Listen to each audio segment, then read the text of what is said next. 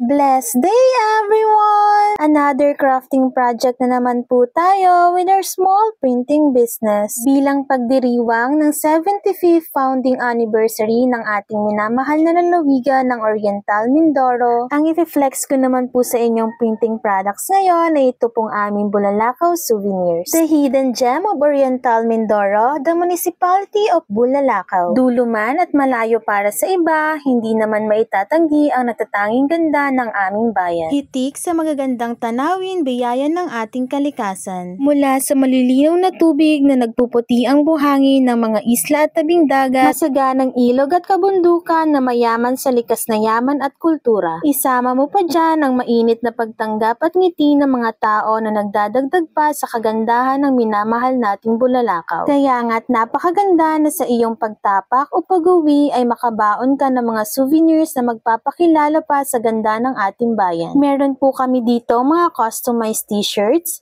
mugs at iba't ibang klase ng bag. Nandito po ang ating mga tote bags, handbags at sling bags, kasama pa dyan ang ating nagagandahang coin purse wallets. Para naman po sa mga gusto ng maliliit na souvenir items, meron din po tayo ditong badge products. We have this badge pin na meron na pong dalawang sizes. Meron din po tayong badge mirrors at badge pen na may mapagpipilian po tayong colors. At syempre, hindi mawawala itong cutie badge keychains na meron ng two sides na tatak. Tunay ngang napakaganda at natatangi ang biyaya ng kalikasan sa ating bayan ng Bulalakaw. Atin itong ingatan at ipagmalaki saan man tayo makarating. If you are interested with this Bulalakaw souvenir items, message nyo lang po ako at pag-usapan natin. Please follow us in our YouTube, Facebook, and TikTok account at Sadya Supply and Digital Printing Services. And that's it for today's crafting. Salamat sa panonood.